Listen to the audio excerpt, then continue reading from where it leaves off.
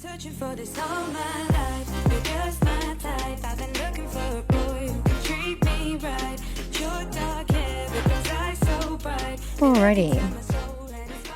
Hello, everyone, and welcome back to Scheananigans. Kiki and I are here in the studio. We've got lots to catch up on, but first, if you don't already, head to The Talk of Shame on Instagram and on TikTok. Give her a follow and make sure to tune in to SiriusXM's Reality Checked every Monday and her weekly Pop Crime podcast, which I was actually telling some people about this weekend. One of my girlfriends loves pop culture. She loves true crime. I'm like, oh, do I have the podcast for you? I love it. I love your little, my little like marketing going guru. through all your episodes and stuff. And she was like, okay, can you ask her if she's ever talked about this? And she's like going into like serial killers and all this. I was like, I'm not sure, but I'll find out. But I'm like, here's a good new podcast for you. So how was your weekend? It was pretty good. I mean, I don't really feel like I did anything. I just stayed in, which is always a nice weekend. That is nice. Yesterday I did that. Well, we flew back from across the country, but then we stayed in and had a pool party. Okay, because you were in London before. So I was in London last week. Okay. I got back on Sunday, Monday? I don't know. Saturday? The week's all blurred. It's all blurred. Yeah, because I think I went like midweek. So yeah, I got back on Saturday and then I was here for a few days and then Brock and I flew to Orlando on Friday. Okay. And Saturday, it was such a crazy experience for me. So I accepted the Illumination Award from the International OCD Foundation. It was this big conference that they had, which now that I know what it's about, I want to go for the entire length of the conference next year. It's going to be in Chicago. But it was so incredible. Like, I felt like I was mentally just not super strong when I was there. I was so emotional because everything was so heartfelt that I cried like 6 times before I even did my speech on Saturday. People coming up to me, just thanking me for sharing my story. I had teenagers, it was so incredible. Did you learn things about OCD that you didn't know before? I learned some terms that I was like, wait, what is ERP? And I'm like, oh, it's exposure response prevention. But I'm like, oh, okay, exposure therapy. But there were just like, there's CBT, cognitive behavioral therapy, and then ERP. And people were throwing out all these letters and terms. And I'm like, what is this? So I'm like sitting there, Brock and I are taking notes. But it was really great. We went to a few different seminars, and one of them was don't let OCD be the third wheel in your relationship. Okay. And that one was so good for him because he's hearing other people stand up, ask questions, share their stories. And he's like, oh, okay, I get it a little more now. Because I think he is the type of person where he is an extremely supportive husband, but when it comes to certain things that he maybe doesn't understand, he just kind of feels like, it's like, we'll just get over it sort of way. You know, it's like, well, if that causes anxiety, then don't do it. And it's like, he can be a little harsh at times, but it was so crazy because while we're in this seminar, they were talking about accommodating, and he actually got up and asked a question as well. Yeah. And it's like, you know, you can't just feed your OCD and accommodate. And it's kind of like a tough love sort of thing. So as we're listening to all of this, he's like, well, I actually kind of already do that. I'm like, yeah, but you kind of do it in an asshole-y type of way. Yeah. So it was really great for him to just get a better understanding of what goes on inside my brain, to hear all of these other people. And then I had what was supposed to be a 5-minute speech, but they told me, they go, we're all here to hear what you have to say. Take your time. Do not rush through it. There is no time limit. There's no music we're going to play if your speech is getting too long. And Brock's like, honey, that was like 10 minutes. And I'm like, oh my God, was it? And I'm like, I'm sorry. And they're like, no, it was great. Because it was, as I'm up there was just a little bit of improv that I did and something popped in my mind that I brought up. And it was really great. It was like the biggest honor I think I've ever received. You know, we're nominated for an Emmy, and as incredible as that would be to get, this was an award so personal to me for who I am as a person. Yeah. And for what I think is, you know, sometimes not the best parts of me. It's something that I struggle with every day. And so to be recognized for that and get to give a speech to a room of, I think there were like 1,200 people there, wow. all who get it. Yeah. It was incredible. And I love that Brock was there learning too, because, when you I dated an alcoholic. When you date an alcoholic, they expect you to kind of go to Al-Anon because you have to know how. But other sort of disorders, people don't generally, they're just like, okay, well, you go to therapy, you deal with it. And it's like, well, no, but if you want to be in a relationship with me, you also have to know how to deal with someone who has this. Yeah, totally. So it was really great. I wish that my mom could have been there as well because she has OCD too. But I'm like, next year, we're all going to Chicago, the whole family. There will be some that maybe Brock and my mom go to together, and I have summer, one that I go to with my mom. We can go to different ones, but they had so much to do there for the kids. And it was just a really great experience. So does the OCD community get annoyed when, people just say, like, throw off flippantly, like, oh my God, I have such OCD? Or is it, because I don't think that a lot of people tend to get diagnosed. They wouldn't even know where to go to get diagnosed. Right. I don't know. Because I was thinking about that too, where I said, just growing up, I'm always like, oh, God, I'm so OCD. And I know how people can just throw those terms around lightly, or there's a whole like TikTok thing about, oh my God, my intrusive thoughts. And it's like, that's not an intrusive thought. Yeah. So I feel like it's just finally getting talked about more, that people are getting a better understanding for it. Like, for example, when we were in Palm Springs, I was with the band a few weeks ago. We did a little writing camp. And they were helping me just set up the backyard, hose off and whatnot. And Kevin goes, my intrusive thought right now is to squirt you with the hose. And I go, it's not an intrusive thought. That's just you being a dick. And I felt bad because I think I made him feel stupid for a second. But he was like, well, I know. I was like, no. I was like, Kevin, that's not an intrusive thought. And then I started to explain. And then Lando, like, we relate on the mental health stuff. And that was like how him and I first clicked. It was like, oh, you suffer from this? Me too. Me too. And so he, I think, now understands, like, oh, I use that term incorrectly. Yeah. And that was what was so great about this weekend, was so many people came up to me and thanked me for correctly talking about OCD and just putting it out there and not being afraid, because it's not something that people like to talk about. They're afraid. It's like there's so much shame around the thoughts going on in your head. And you're like, I wouldn't actually do that, but I see it happening. And it's a scary place. No, I want to learn more about it, because I definitely think I struggled with OCD as a kid. And I think that I just sort of, because of just, it was so weird, I got myself out of it.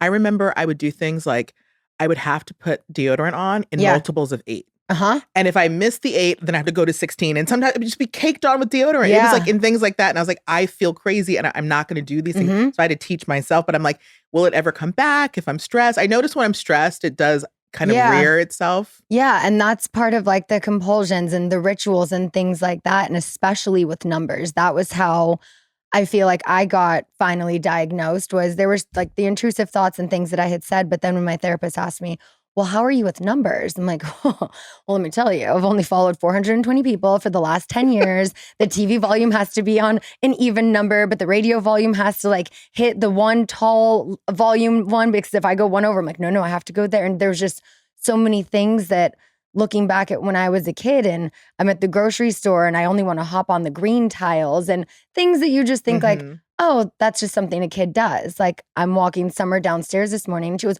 wait, I want to touch the top of the stairs. And I'm like, okay, it's either you're just being a kid or it's, something that maybe will develop into more serious OCD one day. But now I have the tools. I know what to look out for. Yeah. And it is genetic. It's something that my mom has, I have, Summer may have, but I feel like by the time she grows up, we're going to be even more educated on this. Oh, yeah. So it was just such a great place to be, surrounded by so much positivity, all supportive, and I feel like I don't get a lot of that online lately. So it was really, really nice in person. Yeah, sometimes you have to just encase yourself in a bubble full of positivity. Yeah, totally. So I'm like, these are my people. And this is something that I genuinely struggle with on a daily basis. This is something I am so passionate about. So I want to do more work with this foundation. They're doing something in Boston for Mental Health Awareness Week in October that they're talking about me coming out there for. And then next year, the conference in Chicago. And they're like, and then when we're in LA in like 2029, then you should be the keynote speaker. And this, and I'm like, we're going real far ahead. But I'm like, I am down to be involved in as much of this as I can be, because I truly get it. Yeah. And all of these people, it was just a really great weekend away. That's awesome. Yeah. So That was good. But I also heard that this weekend, aside from that, it was National Wing Day. Well, I think it's today. Or is it today? It's Monday. Yeah. Okay, got it. I saw, I think this morning. Did you post that? Yes. Okay, I didn't know if it was from yesterday or today. So tell me, where are we going? What are our favorite wings? Well, that's What's the thing. go-to? I want to go to Barney's Beanery because that is honestly my favorite love wing in Barney's. LA. But I don't know if they have deals because, like, they don't need a deal. It's Barney's. Right. So I'm like, do I just go to like a wing stop and like get my deal Mhm. and then just go to Barney's later and get more wings because you can never have enough wings. Yeah. See, Brock is a dry rub wing guy. Okay. He always wants the sauce on the side. Okay, that's fair. I mean, if I'm eating in the restaurant, I want the sauce on it. But if I'm having it delivered, it's definitely sauce on the side. Yeah. What's your go-to sauce? I think I'm just like a classic buffalo, but I like my wings extra crispy. I like them. I don't like them when the skin isn't, like soggy. I need it to be like nice and crisp. That's why I like eating wings in the restaurant. Yeah. I'm a boneless buffalo wing girl. Okay, but have you had a true boneless wing where they actually take a wing and take the bones out? Because I haven't had that. It exists very rarely. No, I know. they're just like nuggets. Exactly. I feel like it's mostly a chicken tender. Yeah, right? And I think I saw somewhere where there was some ruling in some court where boneless wings are allowed to have a certain amount of bone because somebody was suing because I think they had a bone in their boneless wing. I swear I saw that. Interesting. Okay. Well, there we go. Well, enjoy your wings. I will. Also, this weekend, the Olympics started this past week. Did you watch any of the opening ceremony? No, I'm one of those people, I don't even like to watch like the first episode of a new show. Like there's something about What? like, I don't know, everyone introducing themselves that makes me feel awkward and weird. I can't explain it. I like to just get into the action. Yeah. So opening ceremonies is kind of the same where it's like, I don't want to know anything about leading up. I'm sure Celine, I'm glad to see you're back on stage. I don't care. I don't want to watch that. I just want to see the gymnastics. Yes, which I watched last night. We'll get into that. But the opening ceremonies, they had so many cool performances. Just the architecture, going down the river, and there's like streamers flying out and fire, and there's a lot of cool performances. I'm just I'm not a parade girl. I'm just not that person that likes like ceremonies. It went from like Les Mis to heavy metal, and it was just a very interesting artistic performance. And then you have the masked guy who has the torch and he's running through the Louvre and he's like going through just the whole city, and then it gets passed to Snoop, and I'm like, there's my dude. Wait, you were hanging out with Snoop when you were in London. I was. One of my bucket list items is like, I want to smoke with Snoop. Have you gotten to do that? Yeah. Oh my God, I hate you so much. I get to do everything. Yeah, it was a pretty good trip. We talked about it a little bit last week, but yeah. Gotta hang out with the dog. The torch. Yeah, I saw him today. He was at the skateboarding, the men's final skateboarding, and that was fun. Yeah. Yeah, and then he was at the gymnastics last night, I saw. But I also saw that a lot of evangelicals were very outraged by the depiction of the Last Supper. However, the more I've looked into it, it was actually a depiction of the feast of Dionysus, who was like the Greek god of fertility and parties and whatnot. At least that's what I remember from my Greek mythology classes. But there's people like Candace Cameron, and she was on social media just expressing how awful it was to desecrate the imagery of the Last Supper with drag queens, yet it wasn't actually the Last Supper. Yeah, I think that Christians will find themselves like they will center themselves in anything in order to make a statement about Christianity. And that was like, I was like, I didn't see it. I don't know. So I felt like I couldn't really comment on it. But I'm like, I'm sure it wasn't the Last Supper. But yeah, I could see how it looked like that. Yeah. And I only saw that part online. The opening ceremonies were like 4.5 hours. So I didn't make it to the end of them. Yeah. But I do remember the first time I met Candace Cameron. She wasn't very nice. Not a shocker. No, she was hosting this event with Pandora. It was maybe like season 2. It was really early Vanderpump days. And I was so excited to meet her, just growing up, watching Full House. And she was so dismissive of me. Like, it was like I wasn't cool enough or big enough to be hanging out with her. And I was like, oh, DJ Tanner. Wait, so it was season 2. Well, maybe she did know about you. Or Maybe she was maybe. judging you. I have a feeling she did know. But might have like, been it. what event was she hosting that was like, I mean, it just feels like Vanderpump is the opposite of her world. It was at the Automotive Museum on, it's like 6th or Wilshire, Yeah. like right around there in like Miracle Mile area. Mhm. I don't remember what it was exactly. Maybe it was a charity event or Okay. something, but Pandora was hosting it with Huh. her. And I just remember being so excited to go to the event and meet her. And she was just like, ugh. She does not seem like a pleasant person. She Yeah. really has ruined like Full House for me. Like, and it's I don't want to watch Fuller House. I don't want to watch like I didn't want to watch Fuller House either Yeah. because of that one experience.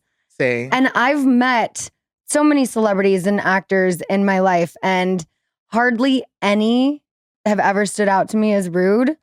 She was one, and there was one time I met Amanda Bynes, which now I'm like, she gets all the grace in the world.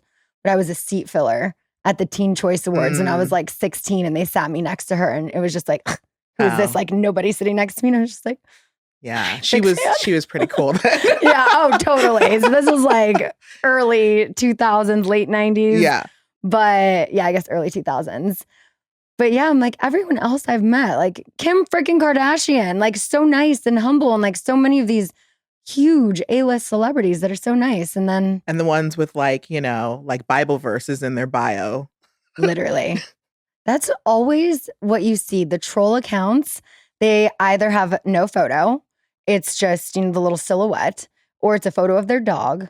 There's always a Bible verse. Mhm. And it's like, spread love, positivity. And I'm like, bitch, did you see what you just commented on my page? The most horrendous comments I've gotten have Yeah. been like, mother of 4, or Yes. Bible verse, or combo of both. Yeah.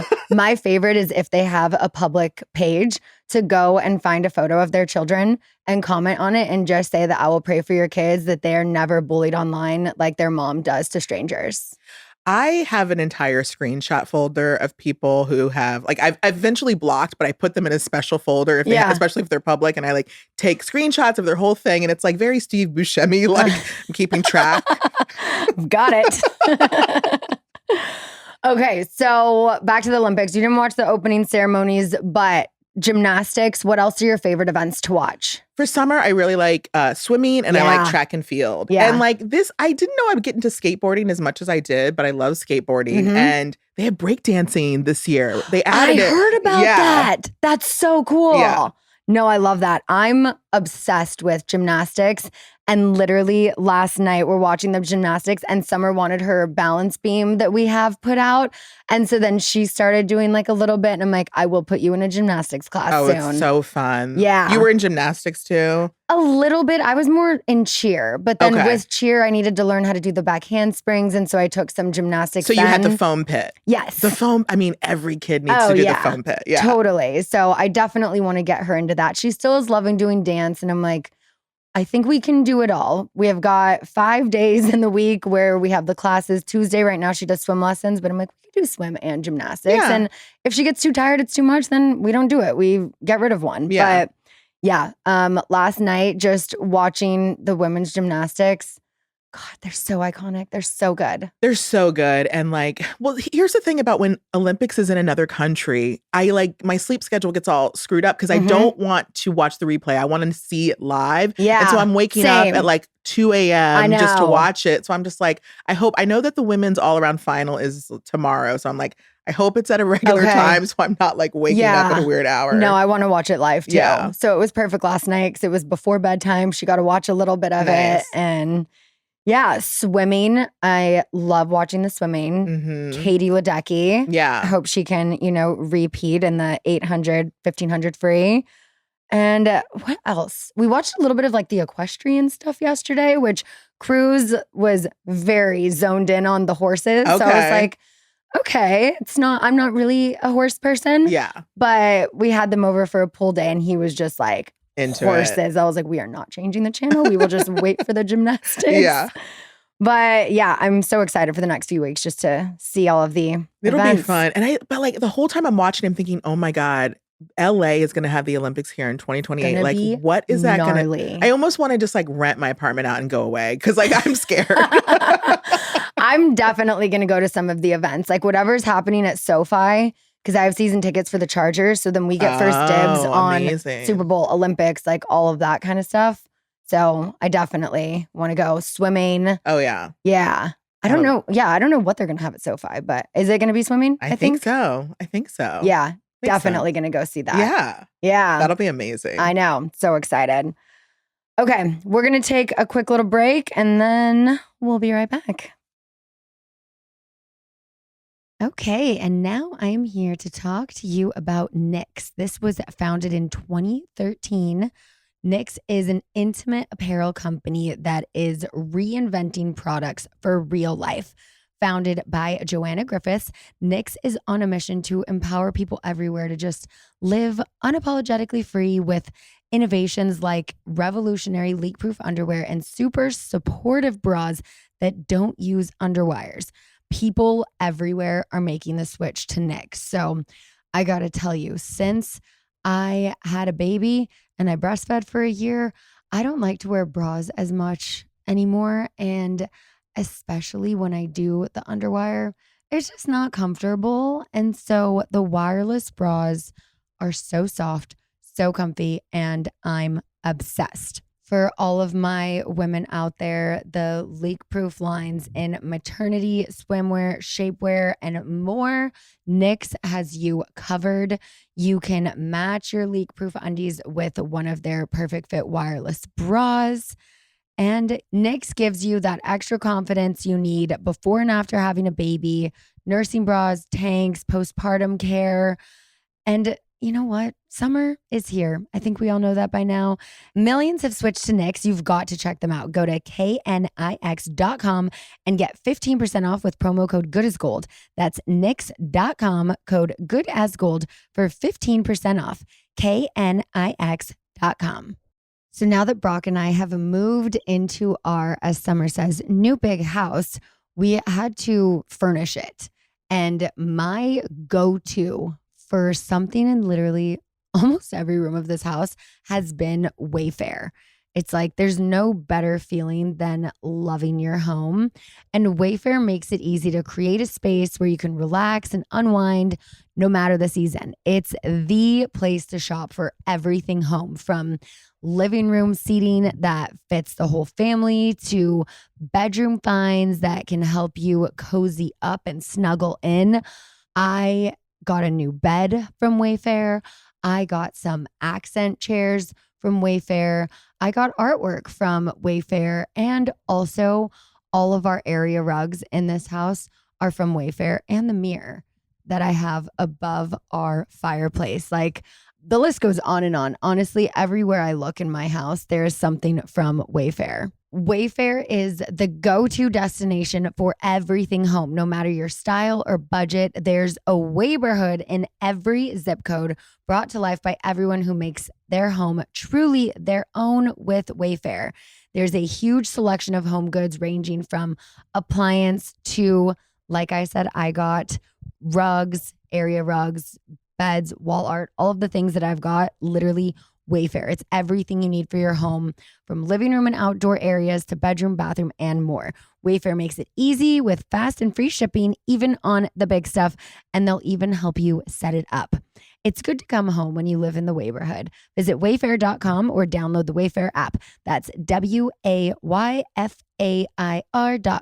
Wayfair. Every style, every home. Okay, so still in France with the Olympics, I read that France spent $1.5 billion to get that. And here's the thing. I've always thought it was the river Seine. It's Seine. Sen, yeah. River Seine. Yeah. I read some of this like little book. What is it? It's a Small World After All. And I'm like, we went down the river Seine. I don't know how to say it properly, but that place, you know what I'm talking about. So they spent $1.5 billion to get it clean so they can hold open water swimming events there during the Olympics. But that has just, I guess, pissed off a bunch of French citizens who are now purposely polluting it and encouraging literal shit to be thrown into the water. Why? I Why don't know. does it make them mad that there's an event and there's clean water? Yeah. The French are very they can be so Yeah. nitpicky, ornery about just the weirdest things. Yeah. It's like I guess, ended up being able to achieve a clean water rating before the game started. And the mayor of Paris even went for a swim to show that it's safe. You know what's so sad though? We're only willing to clean up water for the an Olympics. event and for money. Yeah. We won't just clean it because we need clean water. Right. That is really sad. No, but then they had the heavy rainfall this past week. So then that led to more contamination where there was high levels of E. coli in the water. So if the levels don't go down, they have to find like an alternative area to do the open water swimming events. And the triathlon's probably going to have to cut out swimming. So it'll just become like a biathlon, I guess. You know what? Maybe it's karma. It's karma to show like, see, you guys wasted all this money when you should have spending this money over time to always have a clean environment. Right. Because when it rains, it shouldn't like pollute your water. It's only polluted because your ground is also. Yeah. When it rains, it pours and pollutes. But in anticipation for this swim, one of the Team USA athletes who knew he was going to likely be swimming in water that's just, filled with E. coli, he decided to start exposing himself to E. coli ahead of time to build up his body's tolerance. So I'm going to let you guess how he did that. Was he like just eating like like how do you find E. coli to expose yourself to? I guess he stopped washing his hands after he went to the bathroom. No, please stop. So moral of the story, if you're in Paris and run into like an open water swimming athlete, maybe don't shake their hand. Just do a little elbow. Like, yeah. No, Gnarly. Not worth it. I mean, I don't know. That's some exposure therapy. People are willing to do anything for a gold medal, I guess. Crazy. Speaking of gold medals, Simone Biles. So there was some ESPN commentator controversy. A few weeks back, an ESPN commentator said that Simone should not be considered a top athlete because she's only relevant for a couple months every 4 years, and a top athlete should be constantly present. And I'm like, okay, well, that kind of pisses me off because maybe they're only paying attention to Simone, during her sport, during the Olympics. But there's this huge community, like a global community who tunes into gymnastics year round. Yeah. It's not just a once every 4 years. That's maybe when it's highlighted more. And that's evidenced by like the fact if you look at the women's gymnastics team final this year, there's 5 different of the 6 populated continents that are actually represented. Yeah. No, that's the thing. Like, you don't just go to the Olympics and qualify at the Olympics. You have to be participating year round in order to qualify. And you guys just aren't paying attention to it. And yeah, it's sad that we only sort of pay attention to gymnastics. I'm even guilty of it. But that's what happens. But if soccer wasn't so globally popular, people could say the same thing about World Cup. Like, oh, World Cup only comes around, but it's like, no, they're playing all the time. Right. But because it's so popular, that's why we know about it year round. But gymnasts do the same thing. It's just not as popular. I know. I'm not a big soccer girly. It's mostly because I hate running. Yeah. Every time I had to do soccer in gym class, I hated, I would just be like, I'll be the goalie. Yeah. I also hated like track and field or anything like that in high school. Anything with running, I'm like. I hated track and field, but I was like, for some reason, I was really good at shot put and discus. And so they forced me to participate in that was never an option where I went to school. No, I still to this day, I'm just like not a cardio girl. No, cardio sucks. Yeah. But that's why I'm going to like in the first wave of the zombie apocalypse, I know I'm going to die. If they're fast zombies. Right. Yeah. Oh, I guess that's a possibility. Yeah. I'll pray for you. Yeah. But with Simone, it's like there's so many things that she's done just define what we thought was possible. She has, I think, are there 5 or maybe 6 skills named after her? I was looking at that. It was like, it's several skills named after her. Yeah. And it's been over a decade. She's been like top of her field. And if she wins, it's crazy. Yeah. And if she wins, one more medal, she will basically break the tie with Shannon Miller, who was the most decorated gymnast. So she'll definitely become the most decorated gymnast by the end of this. Oh, see, I already thought she was. No, she was tied. She has 7 medals and she was tied with Shannon Miller. And then if she wins the all-around gold, she'll be the first gymnast in history to ever win it 8 years apart. And, because in gymnast world, you have a very short lifespan. And so the fact that she's doing that is wild. It really is. And I mean, are there any athletes comparable to her in their own sport? Because it's like, I can't think of anyone as dominant as Simone. It's like, I feel like when people come around, they stand out at that time. And so I remember them at that time. I remember but she's still here. Yeah, this she's is her still third here. Olympics. And but I remember Michael Phelps was such a big deal. And I was he was the person that made me want to watch swimming. Because I was like, I don't care about swimming. And Ryan Lochte. Oh, Lochte was so hot. But yeah, I guess Venus Williams said at the ESPYs, go ahead and enjoy women's sports like you would any other sport. And for that, hell yeah. Because I know Flavor Flav even sponsored the U.S. water polo women's team. I know. I saw that. Yeah. No, so good. All right. One last bit about the Olympics. And I want to bring this up because it kind of connects with everything we're talking about. But have you seen the logo? Oh, the Mary J. Blige logo. It's like a flame, but then it looks like a woman with this fierce bob cut. At first, I thought it was just a coincidence and a little trick of the eye or whatever, but then you see the lips and it's so obvious. So I looked it up and here was the description. And I'm bringing this up because after Googling, I thought it was a nice message to share. The 2024 Summer Olympics logo combines three main elements: the gold medal, the Olympic flame, and Marianne into one cohesive design. And I'm probably saying this wrong. I mean, I think of Marianne from Gilligan's Island, but yeah, not Marianne from Gilligan's Island. So if you're from France, it's no mystery. But for the rest of us who I was completely unaware, but they said that Marianne is a familiar face in French culture that is omnipresent in day-to-day life, appearing on stamps and outside every town hall. That was explained by the IOC. So I guess she's a symbol of the French Republic, represents fraternity, generosity, humanism, and sharing, which are some of the same values we find in sport. Okay. So, yeah, she reflects our desire to organize the games for the people in close collaboration with the people. I appreciate that. So, I'm still going to call her Mary J. Blige. Mary J. Blige. Marianne, Mary J. Blige. It works. Yeah. All right. Moving on from the Olympics. I recently saw a TikTok video where a woman was discussing how she refuses to be the primary communicator for her husband's family. Her view is that she keeps her people informed of their family's happenings and that it's her husband's responsibility to keep his people informed.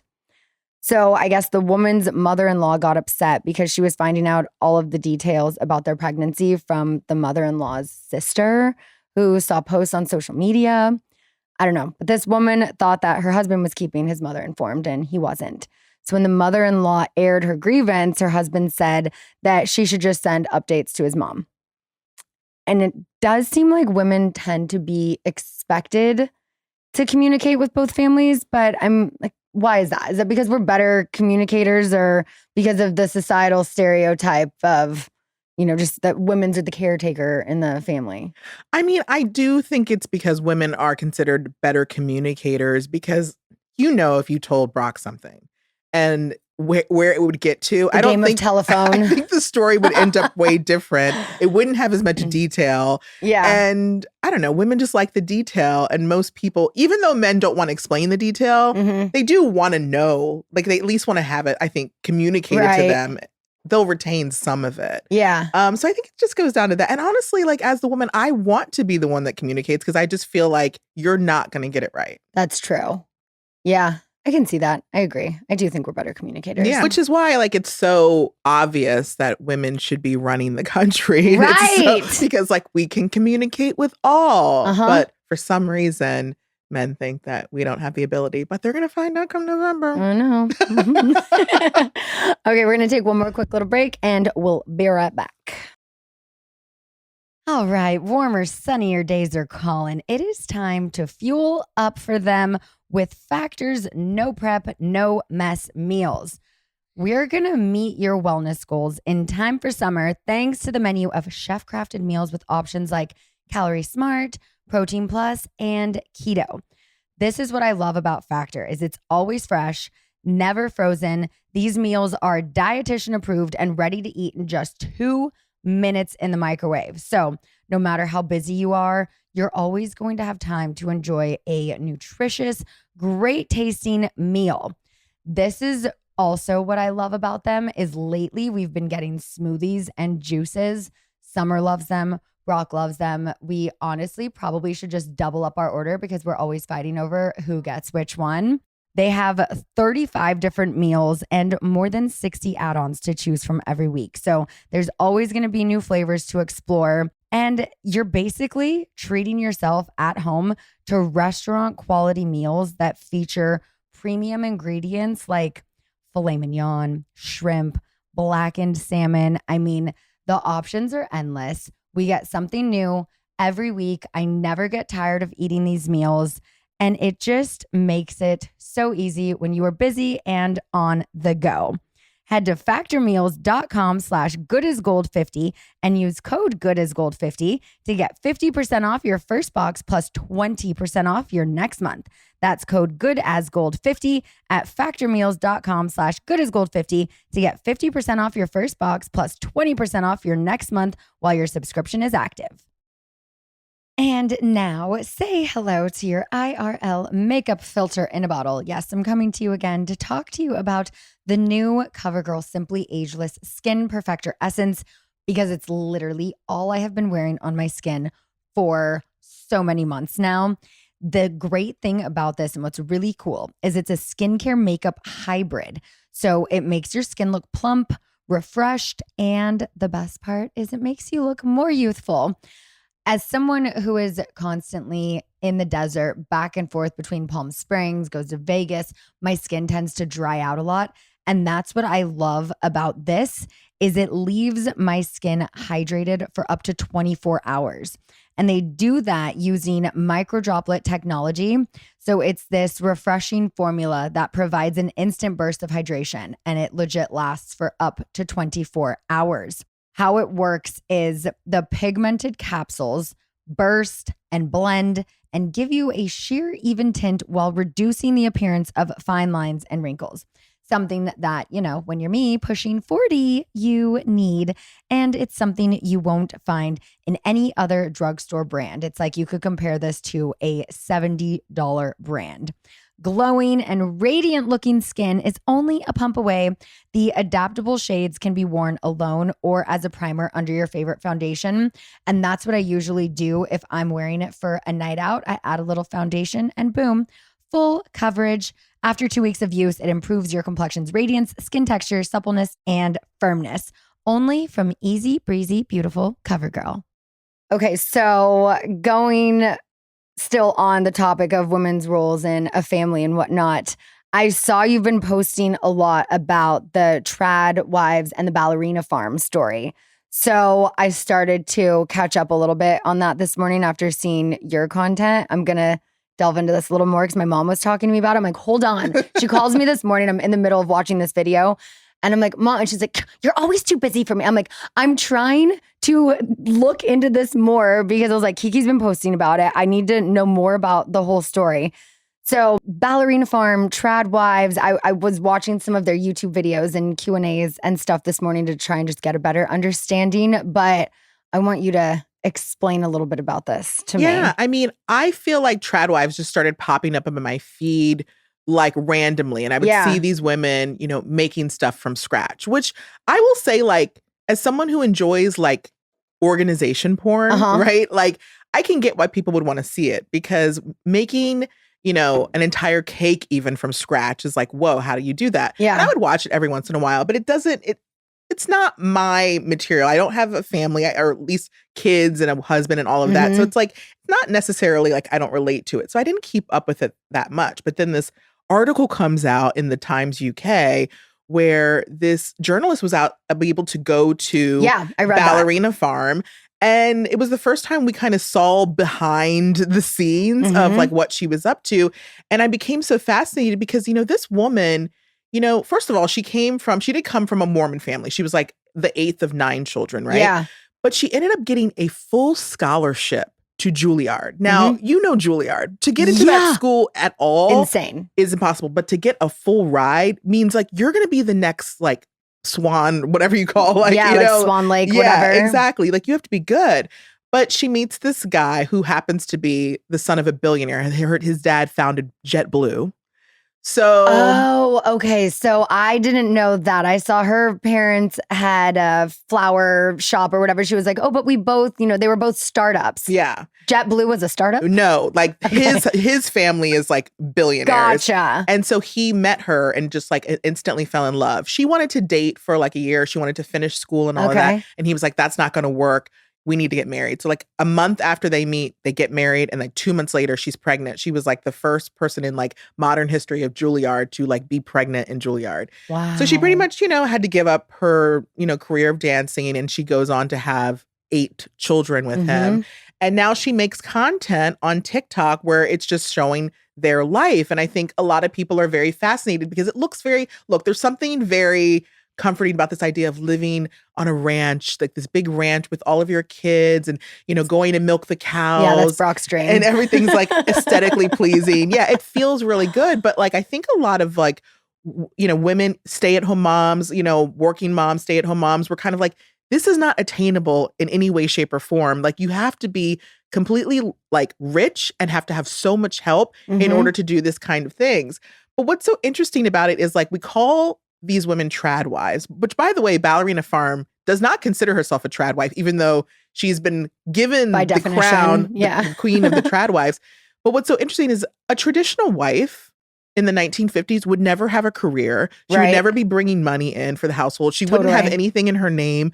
Whereas like these women are fueling, the revenue for their, they're making content. They're bringing in, I'm sure, all sorts of brand deals. And so it's really fascinating to me. But I don't relate to it. And I also, part of me just feels, look, I'm a feminist. So whatever you want to do, I want you to do. If you want to be a stay-at-home mom, I want you to be a stay-at-home mom. If you want to like be a cat lady like me, be a cat lady. Do whatever you want. I just want to know that is what you want. And a lot of people tend to feel that she gave up her dancing career to kind of live this. But at the same time, she came from a Mormon family. This is what she also knows. So maybe it is what she wanted. Yeah. No, it's very interesting. I mean, she was a professional ballerina. And then they start this farm and now they're like selling meat and doing all of this and she's homeschooling her kids and well, so she doesn't have a nanny, but they do homeschool, and that is the one. Apparently, the husband will allow her to have someone to teach, but he doesn't want nannies in the home. I think people were really thrown off in the article by the husband because he seemed very hovering. He wouldn't let her kind of be alone with the journalist. And like the journalist kept trying to get her alone. And like she was like, he are kept, you okay? Blink twice if you're okay. Because she said he kept interrupting and answering for her. And so like when she got a little bit of time alone, that was when she asked like, is this what you wanted for your life? And she was like, no, I was going to be a ballerina. I was a really good ballerina. And people keep replaying that on TikTok. They were like, she was a good ballerina.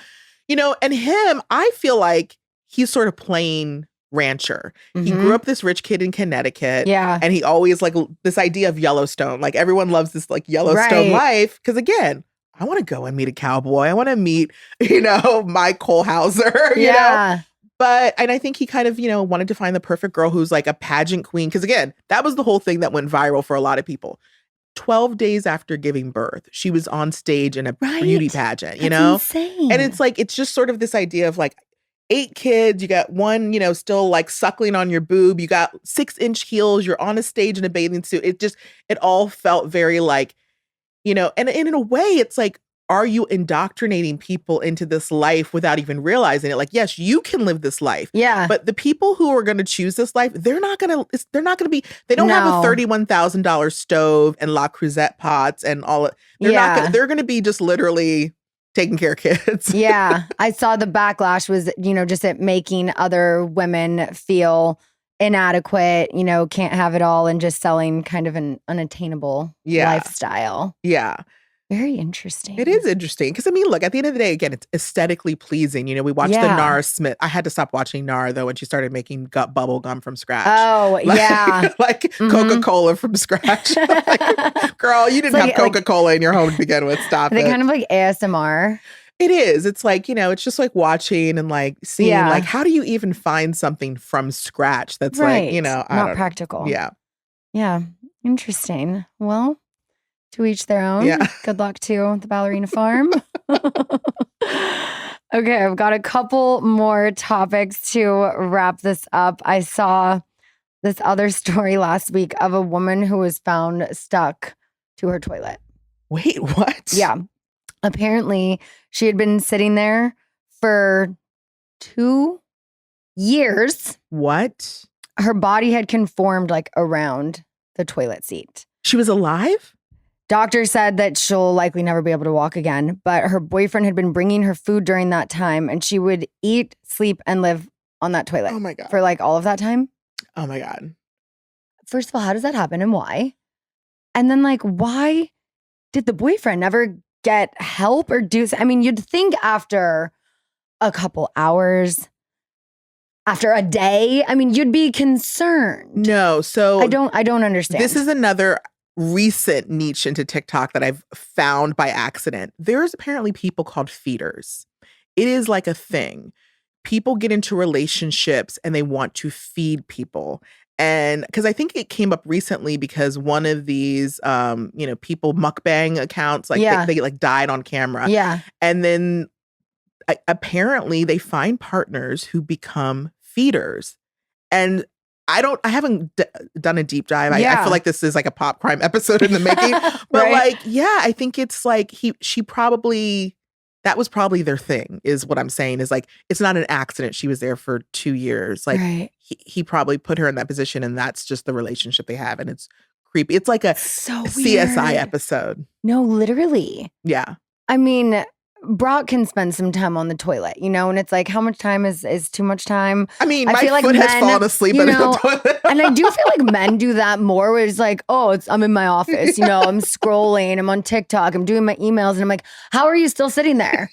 It's not comfortable. I do it. I'm like, But, like, literally an hour later, I've like made 3 posts. 2 years. That's crazy. I don't. Yeah, it's crazy. It's mental illness. Yeah. Yeah. When I started reading this, I thought they were going to say like 2 hours, 2 days. No, that's crazy. Wild. I don't even want to know what that bathroom smells like.